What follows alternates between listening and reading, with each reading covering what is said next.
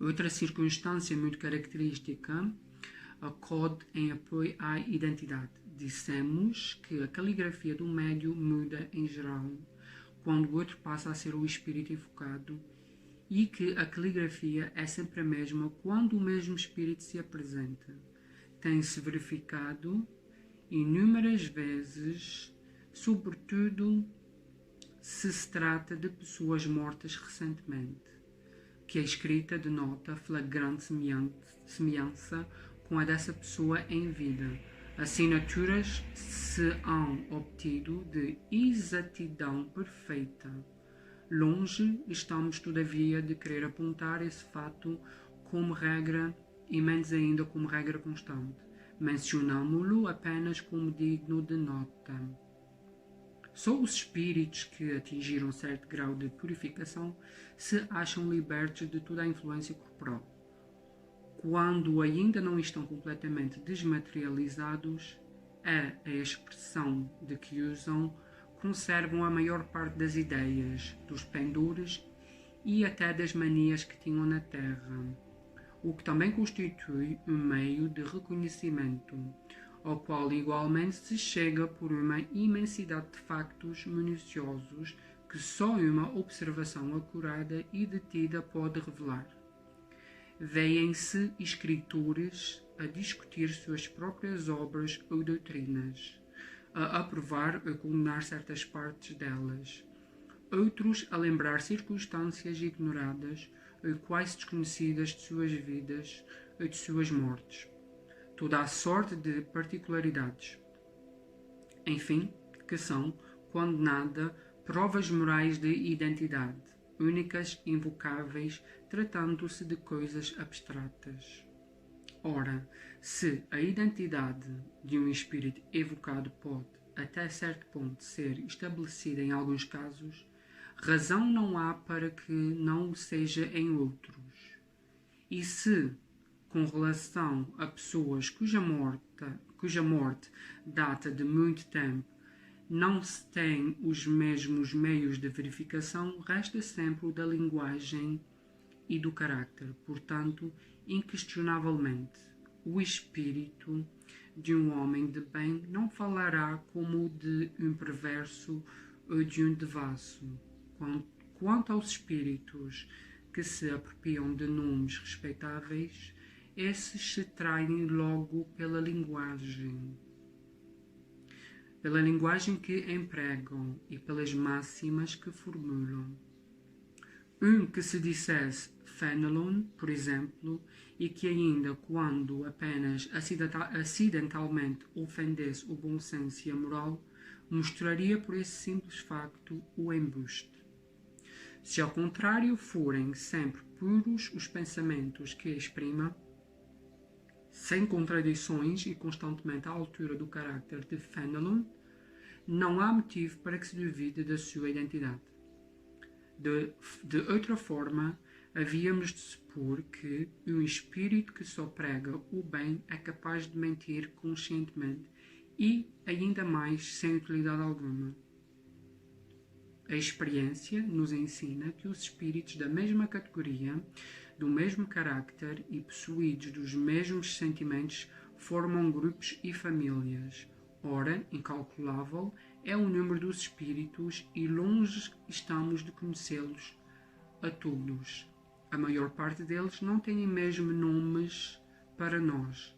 Nada, pois, impede que um espírito da categoria de Fenelon venha em seu lugar, muitas vezes até como o seu mandatário. Apresenta-se então com o seu nome porque lhe é idêntico e pode substituí-lo, e ainda porque precisamos de um nome para fixar as nossas ideias. Mas que importa afinal seja um espírito realmente ou não o de Fenelon? Desde que tudo o que ele diz é bom e que fala como o teria feito o próprio Fenelon, é um bom espírito. Indiferente é um nome pelo qual se dá a conhecer, não passando muitas vezes de um meio de que lança mão para nos fixar as ideias. O mesmo, entretanto, não é admissível nas evocações íntimas. Mas aí, como dissemos há pouco, se consegue estabelecer a identidade por provas de certo modo patentes. Inegavelmente, a substituição dos espíritos pode dar lugar a uma porção de equívocos, ocasionar erros e, a miúde, mistificações. Essa é uma das dificuldades do espiritismo prático. Nunca, porém, dissemos que esta ciência fosse fácil, nem que se pudesse aprendê-la brincando, o que, aliás, não é possível. Qualquer que seja a ciência, jamais teremos repetido bastante que ela demanda estudo assíduo e, por vezes, muito prolongado. Não sendo lícito provocarem-se os fatos, tem-se que esperar que eles se apresentem por si mesmos. Frequentemente ocorrem por efeito de circunstâncias em que não se pensa. Para o observador atento e paciente, os factos abundam. Por isso que ele descobre milhares de matizes característicos, que são verdadeiros raios de luz. O mesmo se dá com as ciências comuns. Ao passo que o homem superficial não vê numa flor mais do que uma forma elegante. O sábio descobre nela tesouros para o pensamento. 13. As observações que aí ficam nos levam a dizer alguma coisa acerca de outra dificuldade, a da divergência que se nota na linguagem dos espíritos. Diferindo estes muito uns dos outros, do ponto de vista dos conhecimentos e da moralidade, é evidente que uma questão pode ser por eles resolvida, sem sentidos opostos, conforme a categoria que ocupam, exatamente como sucederia entre os homens, se a propusessem ora a um sábio, ora a um ignorante, ora a um gracejador de mau gosto. O ponto essencial, temo-lo dito, é sabermos a quem nos dirigimos. Mas puderam, como se explica, que os tidos por espíritos de ordem superior nem sempre estejam de acordo. Aqui é uma outra pergunta, mas ponderem, como se explica, que os tidos por espíritos de ordem superior nem sempre estejam de acordo. Diremos, em primeiro lugar, que, independentemente da causa que vimos de assinalar, outras há de molde a exercerem esta influência sobre a natureza das respostas. A abstração feita da probidade dos espíritos. Este é um ponto capital cuja explicação alcançaremos pelo estudo. Por isso é que dizemos que esses estudos requerem atenção demorada, observação profunda e, sobretudo, como aliás o exigem todas as ciências humanas, continuidade e perseverança. Anos são precisos para formar-se um médico medíocre e 3/4 partes da vida para chegar-se a ser um sábio. Como pretender-se em algumas horas adquirir a ciência do infinito? Ninguém, pois, se iluda. O estudo do espiritismo é imenso. Interessa a todos as questões da metafísica e da ordem social. É um mundo que se abre diante de nós. Será de admirar que o efetuá-lo demande tempo, muito tempo mesmo. A contradição demais nem sempre é tão real quanto possa parecer. Não vemos todos os dias homens que professam a mesma ciência divergirem na definição que dão de uma coisa, quer empreguem termos diferentes, quer a encarem de pontos de vista diversos, embora seja sempre a mesma ideia fundamental. Conte quem puder as definições que se têm dado da gramática ou de gramática. Acrescentaremos que a forma da resposta depende muitas vezes da forma da questão. Pueril, portanto, seria apontar contradição onde frequentemente só há diferença de palavras. Os espíritos superiores não se preocupam absolutamente com a forma. Para eles, o fundo do pensamento é tudo. Tomemos, por exemplo, a definição da alma. Carecendo este termo de uma acessão invariável, compreende-se que os espíritos, como nós, diverjam na definição que dela deem. Um poderá dizer que é o princípio da vida, outro chamar-lhe centelha anímica, um terceiro afirmar que ela é interna, que é externa, etc. Tendo todos razão, cada um, do seu ponto de vista. Poder-se-á mesmo crer que alguns deles professem doutrinas materialistas e, todavia, não ser assim. Outro tanto acontece relativamente a Deus. Será o princípio de todas as coisas, o Criador do Universo, a inteligência suprema, o infinito, o grande Espírito, etc., etc. Em definitivo, será sempre Deus. Citamos finalmente a classificação dos espíritos. Eles formam uma espécie ininterrupta, desde o mais infirmo grau até ao grau superior. A classificação é, pois, arbitrária. Grupá-los-á em 3 classes, outro em 5, 10 ou 20, à vontade sem que nenhum esteja em erro. Todas as ciências humanas nos oferecem idênticos exemplos. Cada sábio tem o seu sistema, os sistemas mudam. A ciência, porém, não muda. Aprenda-se a botânica pelo sistema de Linneu, ou pelo de Jussieu, ou pelo de Tournefort. Nem por isso se saberá menos botânica. Deixemos, consequentemente, de emprestar a coisas de pura convenção mais importância do que merecem, para só nós atermos ao que é verdadeiramente importante, e não raro a reflexão fará-se descubra, no que pareça disparate, uma similitude que escapara a um primeiro exame.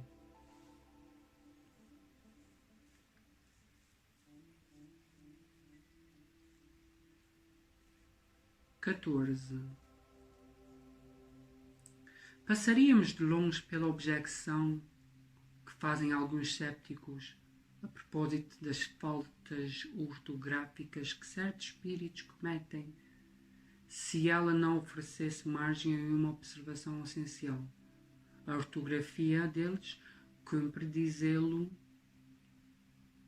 nem sempre é irreprochável, mas grande escassez de razões seria mister para se fazer disso objeto de crítica séria, dizendo que, visto saberem tudo, os espíritos devem saber ortografia. Poderíamos opor-lhes os múltiplos pecados desse género cometidos por mais de um sábio da terra, o que, entretanto, nada lhes diminui o mérito. Há, porém, no fato, uma questão mais grave. Para os espíritos, principalmente para os espíritos superiores, a ideia é tudo, a forma nada vale.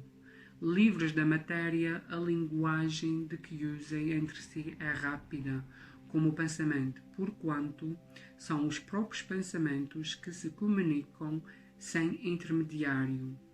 Muito pouco, à vontade, hão de eles se sentirem, quando obrigados para se comunicarem conosco, a utilizarem-se das formas longas e embaraçosas da linguagem humana e a lutarem com a insuficiência e a imperfeição dessa linguagem para exprimirem todas as ideias.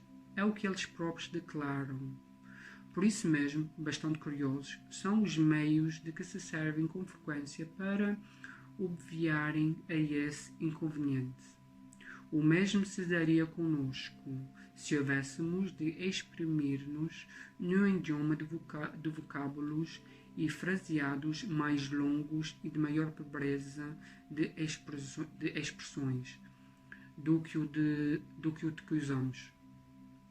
É o embaraço que experimenta o homem de gênio, para quem constitui motivo de impaciência e lentidão da sua pena, sempre muito atrasada no lhe acompanhar o pensamento. Compreende-se diante disto, que os espíritos liguem pouca importância à puerilidade da ortografia. Mormente quando se trata de ensino profundo e grave. Já não é maravilhoso que se exprimem indiferentemente em todas as línguas e que as entendem todas? Não se conclua daí, todavia, que desconheçam a correção convencional da linguagem. Observam-na quando necessário. Assim é, por exemplo, que a poesia, por eles ditada, desafiaria quase sempre a crítica do mais meticuloso purista a despeito da ignorância do médium. Quinto. Não, 15. Aqui estamos na parte número 15. Há também pessoas que veem perigo por toda a parte e em tudo o que não conhecem. Daí a pressa com que, do fato de haverem perdido a razão, alguns dos que se entregaram a estes estudos tiram conclusões desfavoráveis ao espiritismo. Como é que homens sensatos enxergam nisto a objeção valiosa? Não se dá o mesmo com todas as preocupações de ordem intelectual que empolguem um cérebro fraco? Quem será capaz de precisar quantos loucos e maníacos os estudos da matemática, da medicina, da música, da filosofia e outros têm produzido? Dever-se-ia, em consequência, banir esses estudos? Que prova isso? Nos trabalhos corporais estropiam-se os braços e as pernas, que são os instrumentos da ação material. Nos trabalhos da inteligência estropia-se o cérebro, que é o do pensamento. Mas por se haver quebrado o instrumento, não se segue que o mesmo tenha acontecido ao espírito. Este permanece intacto e, desde que se liberte da matéria, gozará tanto quanto qualquer outro da plenitude das suas faculdades. No seu gênero, ele é, como o homem, um mártir do trabalho. Todas as grandes preocupações do espírito podem ocasionar a loucura. As ciências, as artes e até a religião lhe fornecem contingentes. A loucura tem como causa primária uma predisposição orgânica do cérebro, que o torna mais ou menos acessível a certas impressões. Dada a predisposição para a loucura, esta tomará o caráter de preocupação principal, que então se muda em ideia fixa, podendo tanto ser a dos espíritos, em quem com eles se ocupou, como a de Deus, dos anjos, do diabo, da fortuna, do poder, de uma arte, de uma ciência, da maternidade, de um sistema político ou social. Provavelmente o louco religioso se houvera tornado um louco espírita, se o espiritismo fora a sua preocupação dominante, do mesmo modo que o louco espírita o seria sob outra forma, de acordo com as circunstâncias. Digo, pois, que o espiritismo não tem privilégio algum a esse respeito. Vou mais longe, digo que, bem compreendido, ele é um preservativo contra a loucura. Entre as causas mais comuns da sobreexcitação cerebral, Devem contar-se as decepções, os infortúnios, as afeições contrariadas, que ao mesmo tempo são as causas mais frequentes de suicídio. Ora, o verdadeiro espírita vê as coisas deste mundo de um ponto de vista tão elevado, elas lhe parecem tão pequenas, tão mesquinhas, a par do futuro que o aguarda, a vida se lhe mostra tão curta, tão fugaz, que aos seus olhos as tribulações não passam de incidentes desagradáveis no curso de uma viagem. O que, em outro, produziria violenta emoção, mediocremente o afeta. Demais, ele sabe que as amarguras da vida são provas úteis ao seu adiantamento. Se as sofrer sem murmurar, porque será recompensado na medida da coragem com que as houver suportado. As convicções lhe dão assim uma resignação que o preserva do desespero e, por consequente, de uma causa permanente de loucura e de suicídio. Conhece também pelo espetáculo que as comunicações com os espíritos lhe proporcionam qual a sorte dos que voluntariamente abreviam seus dias, e esse quadro é bem de molde a fazê-lo refletir.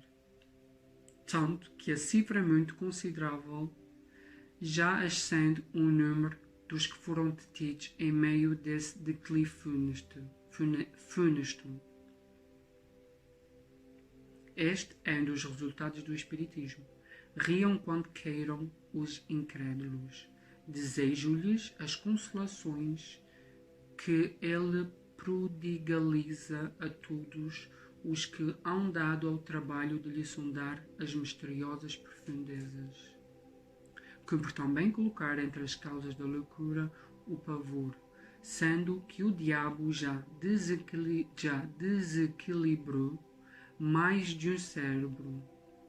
Quantas vítimas não têm feito os que abalam imaginações fracas com esse quadro, que cada vez mais pavoroso se esforçam por tornar mediante horríveis pormenores.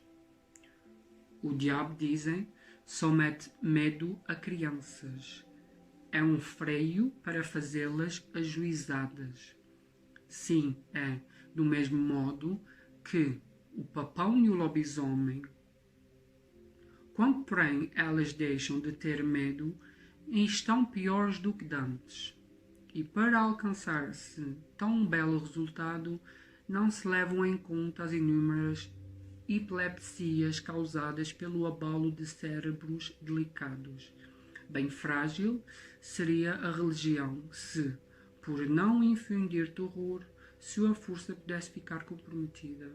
Felizmente assim não é. De outros meios dispõe ela para atuar sobre as almas. Mais eficazes e mais sérios são os que o Espiritismo lhes faculta, desde que ela os saiba utilizar. Ele mostra a realidade das coisas e só com isso neutraliza os funestos efeitos de um temor exagerado. 16. Resta-nos ainda examinar duas objeções, únicas que realmente merecem este nome, porque se baseiam em teorias racionais. Ambas admitem a realidade de todos os fenómenos materiais e morais, mas excluem a intervenção dos espíritos. Segundo a primeira dessas teorias, todas as manifestações atribuídas aos espíritos não seriam mais do que efeitos magnéticos. Os médiuns se achariam num estado a que se poderia chamar sonambulismo desperto, fenómeno de que podem dar testemunho todos os que hão estudado o magnetismo. Nesse estado, as faculdades intelectuais adquirem um desenvolvimento anormal. O círculo das operações intuitivas se amplia para além das raias da nossa concepção ordinária. Assim sendo, o médium tiraria de si mesmo e por efeito da sua lucidez tudo o que diz e todas as noções que transmite, mesmo sobre os assuntos que mais estranhos lhe sejam quando no estado habitual. Não seremos nós quem contesta o poder do sonambulismo, cujos prodígios observamos estudando-lhe todas as fases durante mais de 35 anos? Concordamos em que, efetivamente, muitas manifestações espíritas são explicáveis por esse meio. Contudo, uma observação cuidadosa e prolongada mostra grande cópia de factos em que a intervenção do médium, a não ser como instrumento passivo, é materialmente impossível. Aos que partilham dessa opinião, como aos outros diremos, vede e observai, porque certamente ainda não vistes tudo. Ou por-lhes-emos em seguida duas considerações tiradas da própria doutrina deles. De onde veio a teoria espírita? É um sistema imaginado por alguns homens para explicar os fatos? De modo algum. Quem então a revelou? Precisamente esses mesmos médios que os lucidez exaltais. Ora, se essa lucidez é tal como a supondes, por que teriam eles atribuído aos espíritos o que em si mesmos auriram, ou auriam? Como teriam dado sobre a natureza dessas inteligências extra-humanas as informações precisas, lógicas e tão sublimes que conhecemos? Uma das duas, ou eles são lúcidos, ou não o são. Se o são, e se pode confiar na sua veracidade, não haveria meio de admitir-se, sem contradição, que não estejam com a verdade. Em segundo lugar, se todos os fenómenos promanassem do médium, seriam sempre idênticos num determinado indivíduo. Jamais se veria a mesma pessoa usar de uma linguagem disparatada, nem exprimir alternativamente as coisas mais contraditórias. Esta falta de unidade nas manifestações obtidas pelo mesmo médium prova a diversidade das fontes. Ora, desde que não as podemos encontrar todas nele, forçoso é que as procuraremos fora dele. Segundo outra opinião, o médium é a única fonte produtora de todas as manifestações, mas, em vez de extraí-las de si mesmo, como o pretendem os partidários da teoria sonambúlica, ele as toma ao meio ambiente. O médium será então uma espécie de espelho a refletir todas as ideias, todos os pensamentos e todos os conhecimentos das pessoas que o cercam. Nada diria que não fosse conhecido pelo menos de algumas dessas. Não é lícito negar-se, e isso constitui mesmo um princípio da doutrina, a influência que os assistentes exercem sobre a natureza das manifestações. Esta influência, no entanto, difere muito da que supõem existir, e dela a que faria do médium um eco dos pensamentos daqueles que o rodeiam. Vai grande distância, porquanto milhares de fatos demonstram o contrário. Há, pois, nessa maneira de pensar, grave erro, que uma vez mais prova o perigo das conclusões prematuras, sendo-lhes impossível negar a realidade de um fenómeno que a ciência vulgar não pode explicar e não querendo admitir a presença dos espíritos, os que assim opinam o explicam a seu modo. Seria especiosa a teoria que sustentam, se pudesse abranger todos os factos. Tal, entretanto, não se dá. Quando se lhes demonstra, até há evidência que certas comunicações do médium são completamente estranhas aos pensamentos, aos conhecimentos, às opiniões mesmo de todos os assistentes. Que essas comunicações frequentemente são espontâneas e contradizem todas as ideias preconcebidas. Eles não se embaraçam com tão pouca coisa. Respondem com a irradiação, vai muito além do círculo imediato que nos envolve.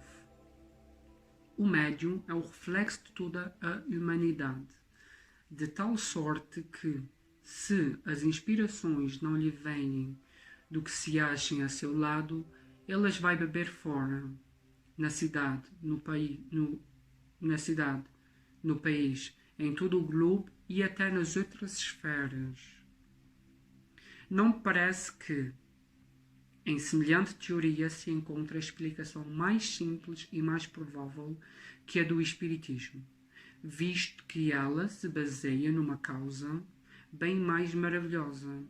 A ideia de que seres que povoam os espaços e que, em contacto conosco, nos comunicam seus pensamentos, nada tem que choque mais a razão do que a suposição dessa irradiação universal, vindo de todos os pontos do universo, concentrar-se no cérebro de um indivíduo.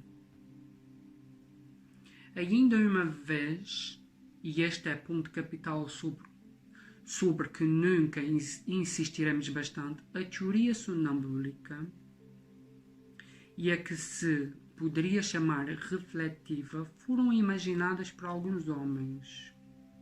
São opiniões individuais criadas para explicar um fato, ao passo que a doutrina dos espíritos não é de concepção humana. Foi ditada pelas próprias inteligências que se manifestam quando ninguém disso cogitava, quando até a opinião geral a repelia. Ora, perguntamos onde foram os médios beber uma doutrina que não passava pelo pensamento de ninguém na Terra. Perguntamos ainda mais, por que estranha coincidência milhares de médios espalhados por todos os pontos do globo terráqueo e que jamais se viram, acordaram em dizer a mesma coisa. Se o primeiro médium que apareceu na França sofreu a influência de opiniões já aceitas na América, por que singularidade foi ele buscá-las a 2.000 léguas além mar e no seio de um povo tão diferente pelos costumes e pela linguagem, em vez de a tomar ao seu derredor? Também ainda há outra circunstância em que não se tem atentado muito. As primeiras manifestações na França, como na América, não se verificaram por meio da escrita nem da palavra, e sim por pancadas concordantes com as letras do alfabeto e formando palavras e frases. Foi por esse meio que as inteligências, outroras das manifestações, se declararam espíritos.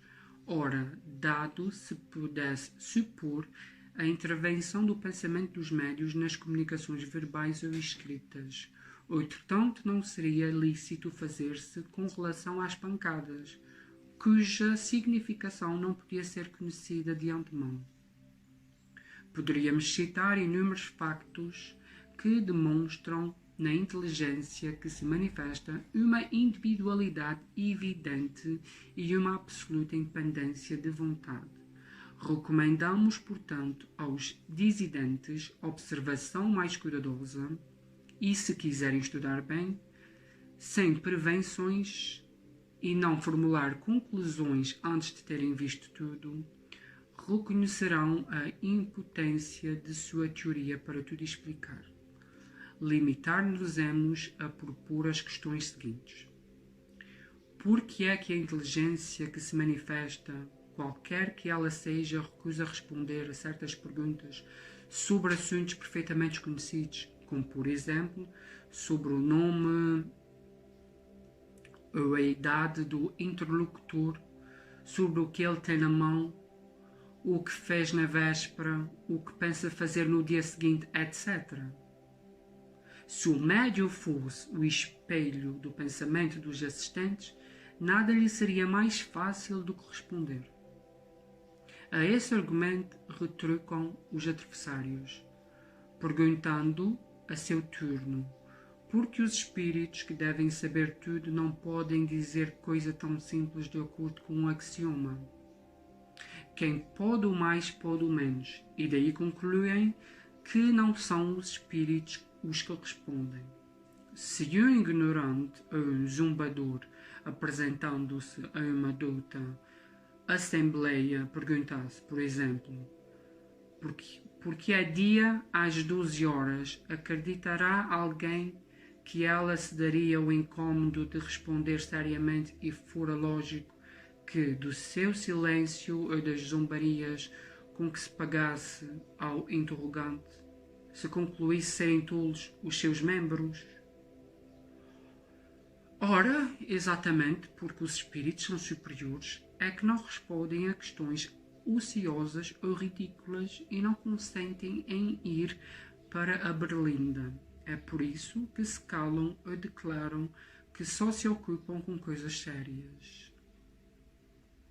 Perguntaremos, finalmente, porque é que os espíritos vêm e vão-se.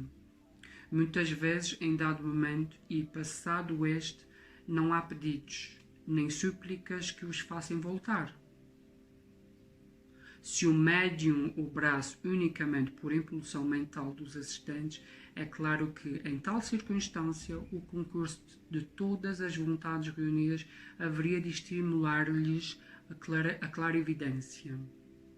Desde, portanto, que não cede ao desejo da Assembleia, corroborado pela própria vontade dele, é que o médium obedece a uma influência que lhe é estranha e aos que o cercam. Influência que, por esse simples facto, testifica da sua independência e da sua individualidade.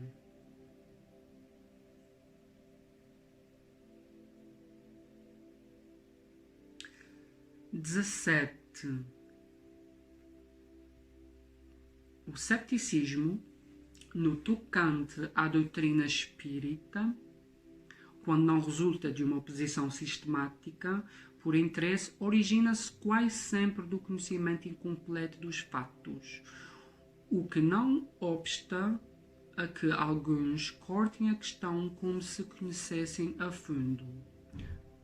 Pode-se ter muito atilamento, muita instrução mesmo, e carecer-se de bom senso. Ora, o primeiro indício de falta de bom senso está em crer alguém infalível o seu juízo. Muita gente também há para quem as manifestações espíritas nada mais são do que objeto de curiosidade.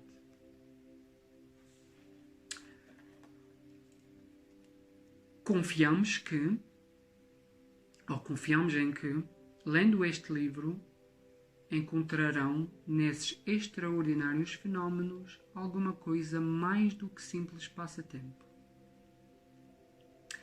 A ciência espírita compreende duas partes: experimental, uma, relativa às manifestações em geral, filosófica, outra, relativa às manifestações inteligentes. Aquele que apenas haja observado a primeira se acha na posição de quem não conhecesse a física, senão por experiências recreativas, sem haver penetrado no âmago da ciência. A verdadeira doutrina espírita está no ensino que os espíritos deram e os conhecimentos que esse ensino comporta são por demais profundos e extensos para serem adquiridos de qualquer modo, que não por um estudo perseverante, feito no silêncio e no recolhimento, porque só dentro desta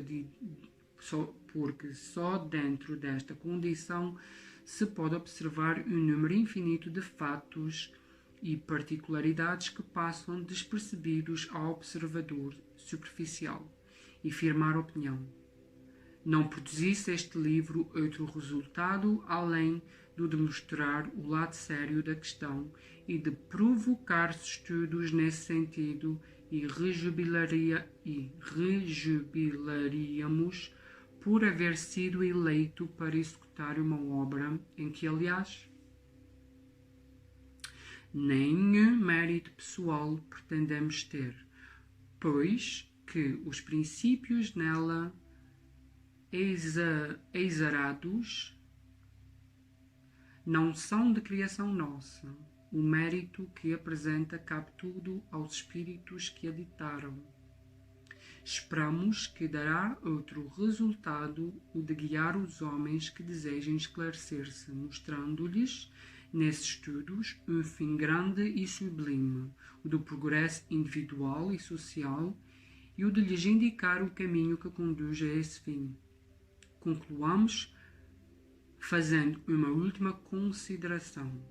Alguns astrônomos, sondando o espaço, encontraram na distribuição dos corpos celestes lacunas não justificadas e em desacordo com as leis do conjunto.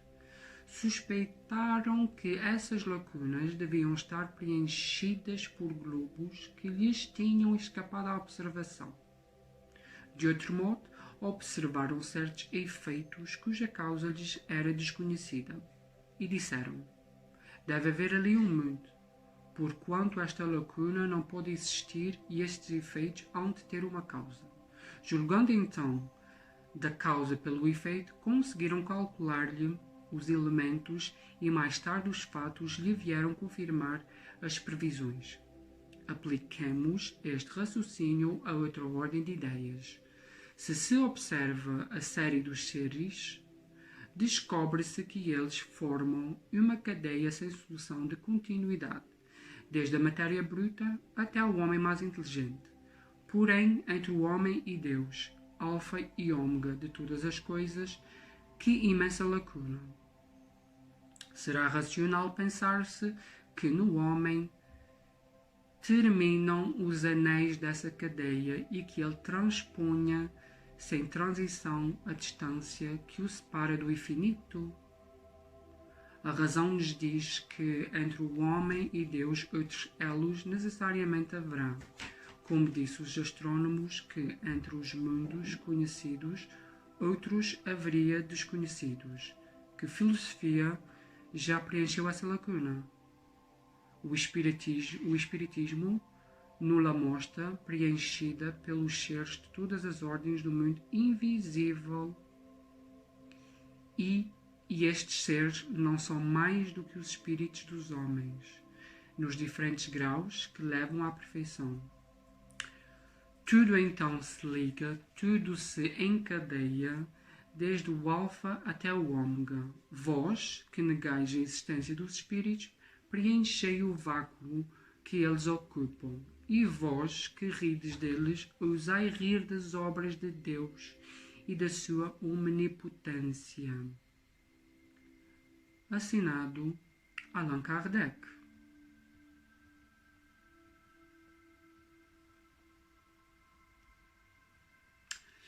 Então ficamos aqui com a introdução, uma introdução feita por Allan Kardec, segundo os espíritos. Vemo-nos então na próxima leitura de